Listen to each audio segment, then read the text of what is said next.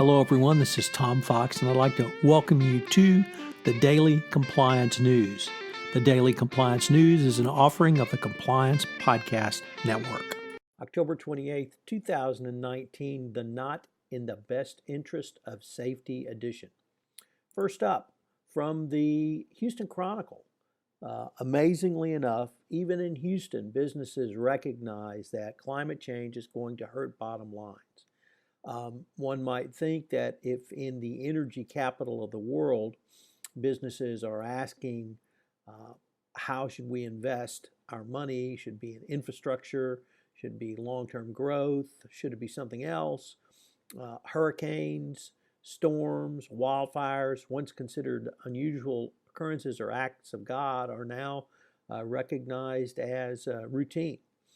So here in Houston, in the last 3 years, we've had 3 500-year floods and one 1,000-year flood. So this appears to be the new normal.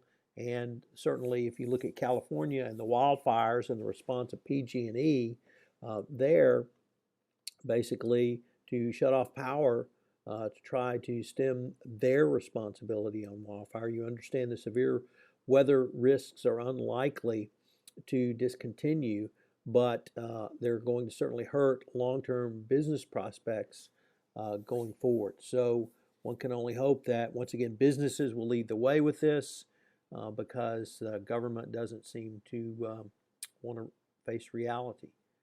Next up, from the Wall Street Journal, the company asks if the WeWork bailout will cause investors to become concerned about Softbank. And the answer is investors are becoming very concerned about rising risks and weak controls at Softbank, as Softbank announced it would spend $4.5 billion in purchases and $5 billion on debt financing to rescue WeWork. This, of course, also includes the $185 million severance package to Adam Neumann, the founder of WeWork, plus purchase of his shares. So you have to wonder if the bailout will really damage SoftBank and their investment going forward. Next up, from the Washington Post, Google CEO in a leaked video said the company is generally struggling with employee trust. Google CEO Sundar Pichai acknowledged the tech company is struggling with how to deal with the internal debate over controversial topics, and he attempted to defend a hiring of a former government official who backed the Trump travel ban.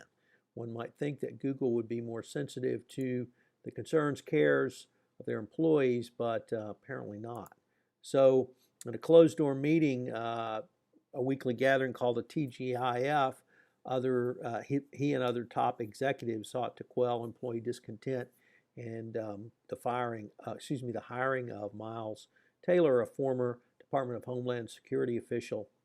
The CEO, in a rather outrageous statement, chastised employees for even having these opinions. So a lot of trust lost at Google and a long way to go. And finally, our title story is how Boeing shaped the law to its liking, and this contributed to the 737 MAX crash in the New York Times. The bill reduced regulators' ability to oversee safety issues relating to airlines and other industries. And in a stark warning, as the bill was being written, the Federal Aviation Administration said the bill would not be in the best interest of safety. So when you have the regulators saying that, you really need to listen up.